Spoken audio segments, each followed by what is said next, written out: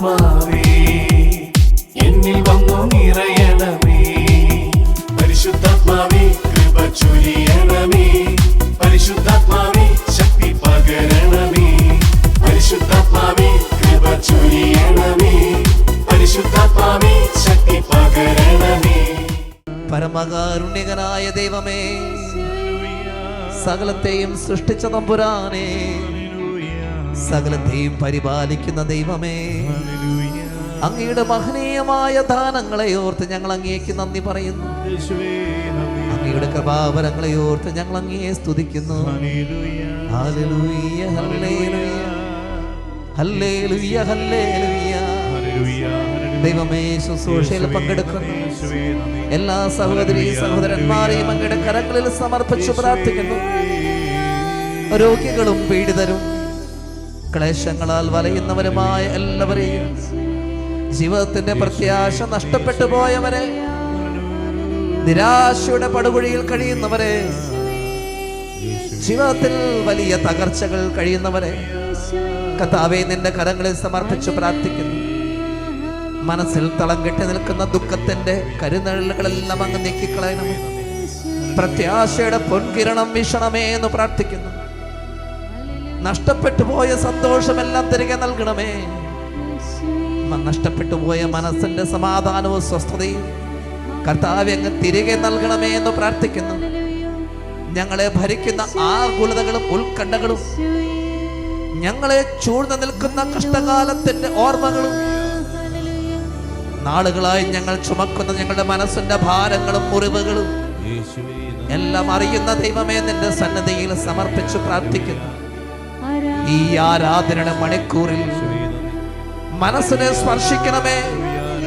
ഹൃദയ വിചാര വികാരങ്ങളെ കർത്താവേ അങ്ങ് തൊടണമേ എന്ന് പ്രാർത്ഥിക്കുന്നു. പ്രത്യാശയോടെ ഭാവിയെ നോക്കിക്കാണാൻ, ഉന്നതത്തിലേക്ക് കണ്ണുകൾ ഉയർത്താൻ, സർവശക്തനായവനിൽ പ്രത്യാശ വയ്ക്കുവാൻ, സ്വർഗത്തിലേക്ക് ദൃഷ്ടികൾ ഉയർത്തി പ്രാർത്ഥിക്കുവാൻ ഞങ്ങളെ പഠിപ്പിക്കണമേ. ലോകത്തിന്റെ ദുഃഖ ദുരിതങ്ങളൊന്നും ഞങ്ങളെ നശിപ്പിക്കാതിരിക്കട്ടെ. തിരുരക്തം കൊണ്ട് ഞങ്ങൾക്ക് കോട്ട കെട്ടണമേ. സംരക്ഷണത്തിന്റെ കൃപ ഞങ്ങൾക്ക് നൽകി അനുഗ്രഹിക്കണമേ. ഹല്ലേലൂയ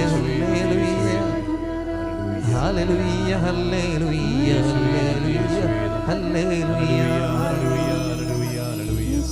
യേശുവേ നന്ദി സ്തുതി, യേശുവേ നന്ദി, യേശുവേ സ്തുതി. കരങ്ങൾ നെഞ്ചോട് ചേർത്ത് വെച്ച് കണ്ണു തുറന്ന് ഈശോയെ നോക്കാം. വചനഭാഗം ധ്യാനപൂർവം കേൾക്കാൻ കേട്ടോ. നമുക്ക് കരങ്ങൾ നെഞ്ചോട് ചേർത്ത് വെച്ച് കണ്ണു തുറന്ന് ഈശോയെ നോക്കി ജ്ഞാനത്തിന്റെ പുസ്തകം 3-ാം അധ്യായം 1 മുതലുള്ള തിരുവചനങ്ങൾ.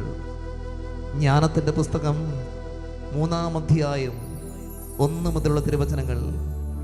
നീതിമാന്മാരുടെ ആത്മാവ് ദൈവകരങ്ങളിലാണ്, ഒരു ഉപദ്രവവും അവരെ സ്പർശിക്കുകയില്ല. ശ്രദ്ധിച്ച് കേൾക്കണം കേട്ടോ. നീതിമാന്മാരുടെ ആത്മാവ് ദൈവകരങ്ങളിലാണ്, ഒരു ഉപദ്രവവും അവരെ സ്പർശിക്കുകയില്ല. അവർ മരിച്ചതായി ഭോഷന്മാർ കരുതി, അവരുടെ മരണം പീഡനമായും നമ്മിൽ നിന്നുള്ള വേർപാട് നാശമായും അവർ കണക്കാക്കി. അവരാകട്ടെ ശാന്തി അനുഭവിക്കുന്നു. ശിക്ഷിക്കപ്പെട്ടവരെന്ന് മനുഷ്യദൃഷ്ടിയിൽ തോന്നിയാലും അനശ്വരമായ പ്രത്യാശയുള്ളവരാണവർ. ദൈവം അവരെ പരിശോധിക്കുകയും യോഗ്യരെന്ന് കാണുകയും ചെയ്തു. അല്പകാല ശിക്ഷയ്ക്ക് ശേഷം അവർക്ക് വലിയ നന്മ കൈവരും. ഉലയിൽ സ്വർണമെന്ന പോലെ അവിടുന്ന് അവരെ ശോധന ചെയ്ത് ദഹനബലിയായി സ്വീകരിച്ചു. അവിടുത്തെ സന്ദർശനത്തിൽ അവർ പ്രശോഭിക്കും. വൈക്കോലിൽ തീപ്പൊരി എന്ന പോലെ അവർ കത്തിപ്പടരും. അവർ ജനതകളെ ഭരിക്കും, രാജ്യങ്ങളുടെ മേൽ ആധിപത്യം സ്ഥാപിക്കും. കർത്താവ് അവരെ എന്നേക്കും ഭരിക്കും. അവിടുത്തെ ആശ്രയിക്കുന്നവർ സത്യം ഗ്രഹിക്കും. വിശ്വസ്തർ അവിടുത്തെ സ്നേഹത്തിൽ വസിക്കും. അവിടുത്തെ തെരഞ്ഞെടുക്കപ്പെട്ടവരുടെ മേൽ അവിടുന്ന് കരുണയും അനുഗ്രഹവും വർഷിക്കും. വിശുദ്ധരെ അവിടുന്ന് പരിപാലിക്കുന്നു. വചനം പറയുക, നീതിമാന്റെ ജീവിതം കണ്ടിട്ട് മറ്റുള്ളവർ പറയും അവന്റെ ജീവിതം ഒരു പരാജയമാണ്. ദൈവത്തോട് അടുക്കാൻ ശ്രമിക്കുന്ന വ്യക്തിയെ, ആ വ്യക്തിയുടെ തീരുമാനങ്ങളും ജീവിതങ്ങളും എല്ലാം കാണുമ്പോൾ ലോകത്തിലുള്ളവർ പറയും ഇവന്റെ ജീവിതം ഒരു പരാജയമായി പോയെന്ന്. പക്ഷെ ഓർക്കണം കേട്ടോ, ഒരു വ്യക്തി ഈ ലോകത്തിന്റെ ക്ലേശങ്ങളും ദുഃഖദുരിതങ്ങളും എല്ലാം അതിൻ്റെ പിന്നിൽ ഒളിഞ്ഞിരിക്കുന്ന ദൈവകൃപയെ മനസ്സിലാക്കി ദൈവത്തോട് ചേർത്ത് വെക്കാൻ തുടങ്ങുമ്പോൾ ആ വ്യക്തി ദൈവത്തിൻ്റെ കരവലയത്തിനുള്ളിൽ സുരക്ഷിതത്വം അനുഭവിക്കുകയാണ്. നമുക്ക് പ്രാർത്ഥിക്കാം, ദൈവമേ, എൻ്റെ ജീവിതത്തിലെ പ്രതിസന്ധികളിലേക്ക് നോക്കി സങ്കടപ്പെട്ടിരിക്കാതെ എൻ്റെ ജീവിതത്തിലെ പ്രതിസന്ധികൾ കൊണ്ട് ദൈവത്തിലേക്ക് നോക്കാൻ എന്നെ പഠിപ്പിക്കണേ. പ്രശ്നങ്ങളിലേക്ക് നോക്കി സങ്കടപ്പെട്ടുകൊണ്ടിരിക്കാതെ പ്രശ്നങ്ങളെ കരങ്ങളിലെടുത്ത് ദൈവത്തിലേക്ക് ഉയർത്തി ദൈവത്തിലേക്ക് നോക്കി ശാന്തി അനുഭവിക്കാൻ, സ്വസ്ഥത അനുഭവിക്കാൻ കർത്താവെ സഹായിക്കണമെന്ന് പ്രാർത്ഥിക്കും. നിങ്ങൾ കടന്നു പോകുന്ന നിങ്ങളുടെ ജീവിതത്തിൻ്റെ എന്തെങ്കിലും ബുദ്ധിമുട്ട് അനുഭവങ്ങൾ ഉണ്ടെങ്കിൽ, കുടുംബത്തിൻ്റെതോ വ്യക്തിപരമായതോ എന്തെങ്കിലും വലിയൊരു ക്ലേശങ്ങളിലൂടെ കടന്നു പോകുന്നുണ്ടെങ്കിൽ, എന്തെങ്കിലും ഒരു വലിയ ആകുലത നിങ്ങളെ ഭരിക്കുന്നുണ്ടെങ്കിൽ, സങ്കടത്തിൻ്റെ ഏതെങ്കിലും ഒരു വലിയ പ്രതിസന്ധി നിങ്ങളുടെ ഉള്ളിൽ ഇപ്പോൾ ഉണ്ട് എങ്കിൽ, ദേവാലയത്തിനകത്ത് നിൽക്കുന്നവരാകട്ടെ, ഓൺലൈൻ ശുശ്രൂഷയിൽ പങ്കെടുക്കുന്നവരാകട്ടെ, സഹോദര സഹോദരിയെ കടന്നു പോകുന്ന മനസ്സിൻ്റെ വലിയ കൈപ്പേറിയ ഏതെങ്കിലും ഒരു അനുഭവം നിന്റെ ഉള്ളിലുണ്ടെങ്കിൽ വിശ്വസിക്ക്, നിന്റെ ദൈവം നിനക്ക് ചില കൈപ്പേറിയ അനുഭവങ്ങൾ അനുവദിച്ചിട്ടുണ്ടെങ്കിൽ അത് കാണുന്നൊരു ദൈവമാണ് നമ്മുടെ കർത്താവ്. ആ കർത്താവ് നമ്മളെ തള്ളിക്കളയുകയില്ല. നീ വിശ്വസിക്കണമെന്ന് മാത്രം. അയ്യോ, എനിക്കിങ്ങനെ സംഭവിച്ചല്ലോ, എൻ്റെ കുടുംബത്തിൽ എങ്ങനെ ആയിപ്പോയല്ലോ, എൻ്റെ ദാമ്പത്യം എങ്ങനെ ആയിപ്പോയല്ലോ, എൻ്റെ മക്കൾ ഇങ്ങനെ ആയിപ്പോയല്ലോ, എൻ്റെ കൂടപ്പിറപ്പ്, എൻ്റെ ജോലി, എൻ്റെ ബിസിനസ് ഇങ്ങനെ ആയിപ്പോയല്ലോ, എൻ്റെ ആരോഗ്യം ഇങ്ങനെ ആയിപ്പോയല്ലോ, ഞാൻ രോഗിയായിപ്പോയല്ലോ, ഞാൻ ഇങ്ങനെ ഒരു വലിയ തഴക്കദോഷത്തിൽ പെട്ടുപോയല്ലോ. ഇങ്ങനെ ഓർത്ത് നിരാശപ്പെട്ടിരിക്കാതെ, എൻ്റെ ദൈവമേ, ഈ കൈപ്പേറിയ അനുഭവത്തിലൂടെ നീ എന്നെ വഴി നടത്തുകയാ. നീ എനിക്ക് വേണ്ടി ഒരുക്കിയിരിക്കുന്ന ഒരു രക്ഷയുണ്ട്, നീ എനിക്ക് വേണ്ടി കരുതുന്നൊരു സ്നേഹമുണ്ട്. ദൈവമേ, ഞാൻ ആ വഴിയിലാണെന്ന് തിരിച്ചറിഞ്ഞ് നിന്നോട് ചേർന്നിരിക്കാനുള്ള കൃപാവരം എനിക്ക് തരണേ.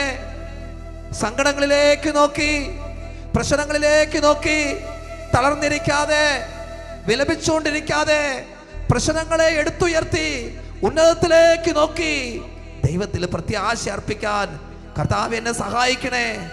രണ്ട് കരങ്ങൾ ഈശോയുടെ നേരെ ഉയർത്തിക്കേ. ഈ ഉയർത്തിയ കരങ്ങളിൽ നമ്മുടെ ജീവിതത്തിന്റെ പ്രത്യാശകളാ.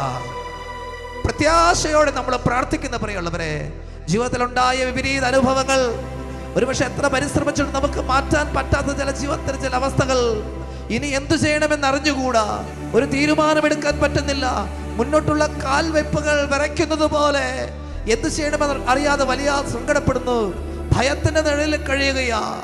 പലതാകാം കാരണങ്ങൾ, കൂട്ടിയിട്ട് കൂടാത്തതുപോലെ. ദൈവമേ, ഈ വിപരീത അനുഭവങ്ങളെല്ലാം അങ്ങയുടെ സന്നിധിയിലേക്ക് ഉയർത്തിയിട്ട് ഇതിന്റെ പുറകിൽ അങ്ങ് ഒളിപ്പിച്ചു വെക്കുന്ന വലിയൊരു രക്ഷാകര പദ്ധതിയുണ്ടെന്ന് തിരിച്ചറിഞ്ഞ് അങ്ങ് ഒരുക്കുന്ന ഒരു ഉപരി നന്മയുണ്ടെന്ന് വിശ്വസിച്ച് ഞാൻ പ്രാർത്ഥിക്കുമ്പോൾ, കർത്താവേ, പിടിച്ചു നിൽക്കാനുള്ള ശക്തി എനിക്ക് തരണേ. എന്റെ അനുദിന ജീവിതത്തിലെ ക്ലേശങ്ങളുടെ നടുവിൽ, എന്റെ പ്രയാസങ്ങളുടെ ബുദ്ധിമുട്ടുകളുടെ നടുവിൽ, തകർച്ചകളുടെ നടുവിൽ പിടിച്ചു നിൽക്കാനുള്ള ശക്തി എനിക്ക് തരണേ. മനസ്സിന് എനിക്ക് ബലം തരണേ, എനിക്ക് ധൈര്യം തരണേ, എനിക്ക് പ്രത്യാശ തരണേ. നിരാശപ്പെട്ടിരിക്കാൻ എന്നെ അനുവദിക്കരുതേ. യേശുവേ എന്ന് വിളിച്ച് പ്രാർത്ഥിച്ച്, യേശുവേ ആരാധന, ആരാധന. കർത്താവേ, അങ്ങയുടെ വലിയ കൃപയും ശക്തി അഭിഷേകവും ഈ സമൂഹത്തിന്റെ മേൽ അങ്ങ് വർഷിക്കണമേ എന്ന് പ്രാർത്ഥിക്കുന്നു. Hallelujah, hallelujah, hallelujah. ഈ ആലയത്തിനകത്തിരുന്ന് പ്രാർത്ഥിക്കുന്നവരും ഓൺലൈൻ ശുശ്രൂഷയിൽ ഞങ്ങൾ അറിയില്ല എവിടെയൊക്കെ ആരൊക്കെ ഉണ്ടോ, ഏതെങ്കിലും വ്യക്തികൾ ഈ സമയത്ത് ജീവിതത്തിലെ ഏതെങ്കിലും പ്രതിസന്ധി ഓർത്ത് വല്ലാതെ ആകുലപ്പെടുന്നുണ്ടെങ്കിൽ അവരുടെ മേൽ പരിശുദ്ധ കുർബാനയുടെ ശക്തി നിറയട്ടെ. ദിവ്യകാരണത്തിന്റെ ശക്തി അവരുടെ മേലെ വ്യാപരിക്കട്ടെ. അവിടുത്തെ കൃപ അവരെ വഴി നടത്തട്ടെ. ആരാധന ആരാധന ആരാധന. സർവശക്തിയുള്ള ദൈവത്തിന്റെ സാന്നിധ്യത്തിൽ രക്ഷിക്കുന്ന യേശുവിന്റെ നാമത്തിൽ വിശുദ്ധീകരിക്കുന്ന പരിശുദ്ധാത്മ ശക്തിയാൽ പിതാവേ ഞങ്ങളോട് കരുണ തോന്നണമേ. പിതാവേ ഞങ്ങളോട് കരുണ തോന്നണമേ. നമ്മൾ പരിശുദ്ധ കുർബാനയുടെ ആശീർവാദം സ്വീകരിക്കാൻ ഒരുങ്ങുക. ഈ ചിന്ത മനസ്സിൽ സൂക്ഷിക്കണം കേട്ടോ. ആരൊക്കെ എനിക്കെതിരായാലും, ജീവിതത്തിൽ ഒറ്റപ്പെട്ടു പോയാലും, ജീവിതത്തിൽ എന്തെങ്കിലും കൈപ്പേറിയ അനുഭവങ്ങൾ ഉണ്ടായാലും, അതിലൂടെയും എന്നെ വഴി നടത്തുന്നൊരു ദൈവമുണ്ട്. പാനപാത്രവാഹകൻ ജോസഫിനെ മറന്നെങ്കിലും അവനെ ഈജിപ്തിൻ്റെ അധിപനായി ഉയർത്തിയ ഒരു കർത്താവ്. ആ കർത്താവ് നമ്മോട് പറഞ്ഞു തരുന്നത്, ചിലരൊക്കെ നമ്മളെ തള്ളിപ്പറയുമ്പോൾ, ചിലരൊക്കെ നമ്മളെ ഉപേക്ഷിക്കുമ്പോൾ, ചിലരൊക്കെ നമ്മളെ എതിര് നിൽക്കുമ്പോൾ അവരോട് കലഹിക്കാനോ വെറുപ്പ് സൂക്ഷിക്കാനോ അവരെ നമ്മുടെ വലയത്തിൽ നിന്ന് മാറ്റി നിർത്താനോ അല്ല പരിശ്രമിക്കേണ്ടത്. മറിച്ച് അവർ നമ്മുടെ ജീവിത വഴികളിൽ ചില നിമിത്തങ്ങൾ മാത്രമാണ്. ദൈവമേ, അവരിലൂടെ, അവരുടെ ചെയ്തികളിലൂടെ അങ്ങൊരുക്കുന്ന കൃപയുടെ വഴികളെ തിരിച്ചറിയാൻ എന്നെ പഠിപ്പിക്കണേ. പ്രാർത്ഥിച്ചോ. മക്കളെയും ജീവിത പങ്കാളിയെയും മാതാപിതാക്കളെയും ഒക്കെ സമർപ്പിച്ചോ. ഈ ശുശ്രൂഷയിൽ പങ്കെടുക്കുന്ന നിങ്ങളെല്ലാവരെയും, ഓൺലൈൻ ശുശ്രൂഷയിലുള്ളവരെ, ദേവാലയത്തിലുള്ളവരെ എല്ലാവരെയും ദിവ്യഗാനത്തിൻ്റെ കരങ്ങളിലേക്ക് സമർപ്പിക്കുക. അവിടുന്ന് നമ്മെ ആശീർവദിക്കുന്ന സമയമാണ്. കർത്താവേ, നിന്റെ കരങ്ങളിലേക്ക് വെച്ച് നീട്ടുന്ന എൻ്റെ എളിയ ജീവിതത്തിൻ്റെ മേലെ കരുണയായിരിക്കണേ. ഏത് പ്രശ്നം വന്നാലും മറ്റൊരിടത്തും പോകരുത്. ഈശോയുടെ അടുത്ത് തീരുമാനമെടുക്ക്. കരഞ്ഞുകൊണ്ടിരിക്കാൻ ഒരു ക്രിസ്ത്യാനിക്ക് അവകാശമില്ല. കുറച്ച് നാളായിട്ട് എൻ്റെ തലയിൽ കയറിക്കുന്ന ഒരു ബോധ്യമാണ്. കരഞ്ഞുകൊണ്ടിരിക്കാൻ ഒരു ക്രിസ്ത്യാനിക്ക് അവകാശമില്ല. സങ്കടം വന്ന ഈശോയുടെ അടുത്തേക്ക് പൊക്കോളണം. നിരാശപ്പെട്ടിരിക്കാൻ നിനക്ക് അവകാശമില്ല. കാരണം നിന്റെ ഏത് വലിയ പ്രശ്നത്തെയും രക്ഷാകരമാക്കി മാറ്റാൻ കഴിവുള്ള ഒരു യേശു ഉണ്ട്. വിശ്വസിച്ചേ. കർത്താവേ, നിന്നിൽ അഭയം വയ്ക്കാൻ എന്നെ പഠിപ്പിക്കണേ. ബോധ്യത്തോടെ നമുക്ക് ദിവ്യകാരുണ്യത്തോടെ ആശീർവാദം സ്വീകരിക്കാം. പരിശുദ്ധ ശരീരത്താലും വിലയേറിയ രക്തത്താലും പാപത്തിൻ കറകളിൽ നിന്നും മർത്യനു നീ മോചനമേകി. സകലേശാദിവ്യകടാക്ഷം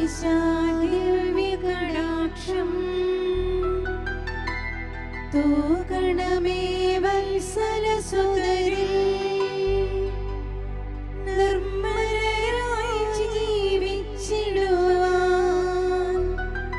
ചിന്തണമേ ദിവ്യവരങ്ങൾ. ആരാധന. Hallelujah, hallelujah, hallelujah. ആരാധിക്കുന്നു, സ്തുതിക്കുന്നു എന്ന് പറയുന്നു. Hallelujah, hallelujah, hallelujah. യേശുവേ, ആരാധന, ആരാധന, ആരാധന. ആശീർവദിക്കണമേ, അനുഗ്രഹിക്കണമേ, സൗഖ്യം നൽകണമേ. ഹല്ലേലൂയ, കൃപ വർഷിക്കണമേ. Hallelujah, hallelujah. കരുണയായിരിക്കണമേ. Hallelujah, hallelujah, hallelujah. എല്ലാ കുടുംബങ്ങൾക്ക് വേണ്ടി പ്രാർത്ഥിക്കുന്നു. ദമ്പതികൾക്ക് വേണ്ടി, വിദ്യാർത്ഥികൾക്ക് വേണ്ടി, യുവജനങ്ങൾക്ക് വേണ്ടി പ്രാർത്ഥിക്കുന്നു. സഭയ്ക്ക് വേണ്ടി പ്രാർത്ഥിക്കുന്നു. ലോകം മുഴുവനും വേണ്ടി പ്രാർത്ഥിക്കുന്നു. ആശീർവദിക്കണമേ, അനുഗ്രഹിക്കണമേ. എല്ലാ രോഗികളെയും ആശീർവദിക്കണമേ, സൗഖ്യം നൽകണമേ. യേശുവേ നന്ദി, യേശുവേ നന്ദി, യേശുവേ നന്ദി.